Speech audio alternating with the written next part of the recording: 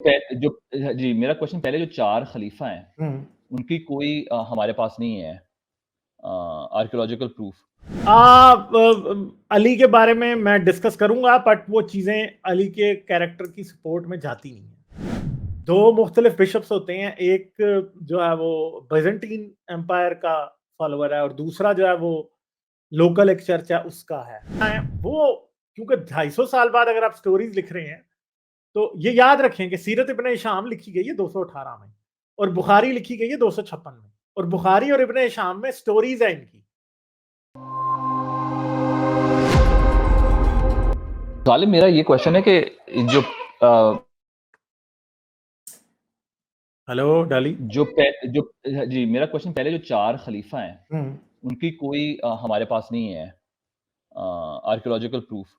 उसको कैसे हम करेंगे प्रूव या उसके बारे में आप कैसे डिस्कस करेंगे? क्योंकि मुझे अभी तक उमर ये के समझ बारे नहीं आ में रही। कुछ मिलता है, उमर के बारे में मिलता है, कुछ रॉक इंस्क्रिप्शंस हैं जहाँ पे उमर के घर की बात है, ठीक है? कि उमर ने बात की थी, ठीक है? उमर ने और इसलिए उमर के बारे में हमें मिल जाता है कि वो था। फिर कल परसों मैं एक किताब में पढ़ रहा था, वो उमर का क्या एविडेंस और चीज़ थी जो उमर ने कराई हुई थी, जो हिस्टोरिकली सही साबित होती है। मगर हाँ, हमें अबू बकर से और उस्मान से और इवन रिलेटेड अली और से। अली से रिलेटेड एविडेंस अली अभी तक कोई इज़ अ मिला वेरी नहीं है। हाँ, अली इज़ अ वेरी हाँ। Like a monumental figure in Islam like specially तो वो उस तो उसके बारे में आप क्या लगता है? उसके बारे में हमें कुछ है स्पेकुलेशन कि कुछ भी नहीं है या आप डिस्कस करेंगे?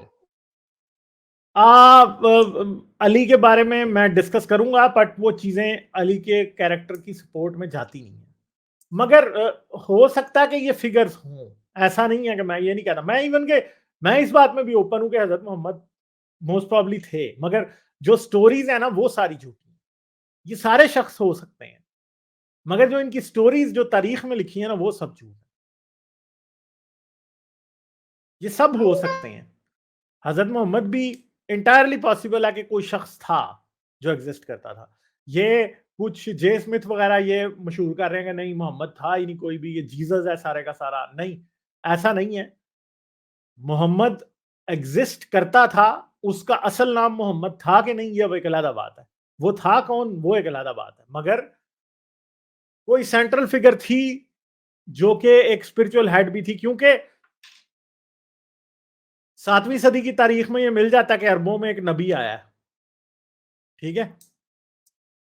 और ये भी लिखा है कि वो लोगों को मूसा की शरीयत पे अमल करवा रहा है, ठीक है? फिर दूसरी बात है कि वो जाता है, जॉन ऑफ डमास्कस जाता है और वो बात करता है जहाँ पे 2 मुख्तलिफ बिशप्स होते हैं। मैं ये बात करूँगा आगे अपनी सीरीज़ के अंदर ना पूरी।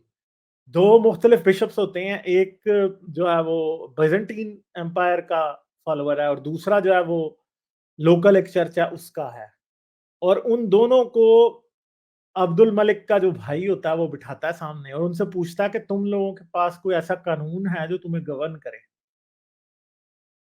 तुम्हारी किताबों में, तुम्हारी बाइबल में? तो वो एक जो है ना वो कहता है नहीं हमारे पास कोई शरीयत नहीं है। दूसरा कह देता है कि हमारे पास शरीयत है बाइबल में ना, अंजील में शरीयत है, ठीक है? तो वो इनको ये कहता है कि अगर तो तुम लोगों के पास कोई शरीयत नहीं है, तुम पे मूसा की शरीयत अप्लाई होगी, मोहम्मद की शरीयत नहीं, मूसा की शरीयत अप्लाई होगी। अब्दुल मलिक का भाई उनको कहता है, ठीक है? तो इसलिए ये साबित होता है कि शुरू में जो ये थे, ये किसी मूसा की शरीयत को मानने वाले लोग थे इनके अंदर, जो उनसे पूछता है। तो ऐसी चीज़ें हैं जो कि ये ज़ाहिर करती हैं कि ये आए थे, इन्होंने कॉन्कर किया, ये मोनोथिइस्टिक लोग थे, मगर इस्लाम कहीं दिखाई नहीं देता, ठीक है? इस्लाम नहीं दिखाई देता। वो कोई नहीं ये कहता कि हम मुसलमान हैं, वो ये नहीं कहते कि हम हमारा नबी मोहम्मद है और कुरान की बातें भी होती हैं, मगर मोहम्मद की बात कुरान की बातें हो रही हैं, मगर मोहम्मद की बात नहीं हो रही कोई, ठीक है? जेकब द प्रेस्बाइटर और इन लोगों ने लिखा है, मगर कुरान की बात नहीं होती फिर भी कोई, ठीक है? तो इसलिए ये एक जी। अजीब सी सिचुएशन है। असल में नजर ये आता है कि जो हिस्ट्री है वो हिस्ट्री एक पॉलिटिकल नैरेटिव है बाद का, वो अब्बासियों को जो सूट करता था उन्होंने वो लिखा है, और हिस्टोरिकल फिगर्स जो थी भी उनको उन्होंने चेंज करके लेजेंडरी फिगर्स बना दिए।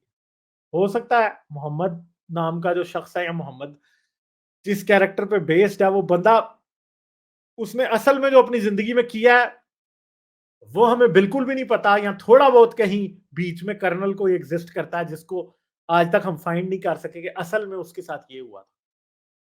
क्योंकि ये हिस्ट्री जो है ना, ये ब्लैक होल है, इधर कुछ पता ही नहीं है इस्लामी हिस्ट्री में कि असल में हुआ क्या था। जी ठीक है। इब्ने मरियम ये ने कहा कि प्रॉब्लम वो हज़रत उस्मान की मिली इंस्क्रिप्शंस।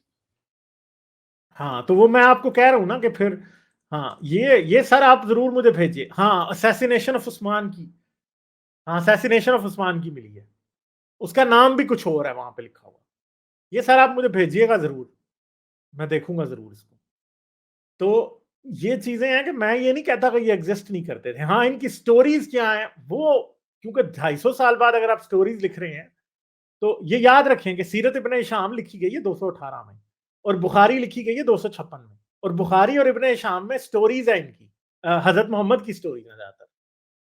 और जो खुलफा की तारीख लिखी गई है वो तो कहाँ जाके चौथी सदी में के शुरू में लिखी गई है, ठीक है, यानी चौथी सदी हिजरी के शुरू में जाके तारीख तबरी, जलालैन और ये सारी की सारी जो है ये तो बहुत ही बाद में लिखी गई। मगर मुझे समझ नहीं आती कि खुलफा की तारीख को इतना लिखना ज़रूरी क्यों था इनके लिए? ये क्या वजह बनी कि 4 खुलफाए असल राशिदीन? में अब्बासी अपना ताल्लुक जोड़ रहे थे, अब्बासी अपनी अपनी गवर्नमेंट को लेजिटिमेसी दे रहे थे, वो अपने खानदान का रिश्ता जाके रसूल अल्लाह से जोड़ रहे थे। मगर बहुत सी चीजें ऐसी थी कि जो कि आले उमैया एस्टेब्लिश कर गई थी, इसलिए वो उनको कर नहीं सकते थे, इसलिए उनको उसके ऊपर बहुत ज्यादा बिल्ड करना पड़ा। तो ये सारी अब्बासी प्रोपेगेंडा है असल में, सारे का सारा तारीख, हदीसें, तारीख, सीरत इब्ने शाम, ये सब अब्बासी प्रोपेगेंडा जी। है।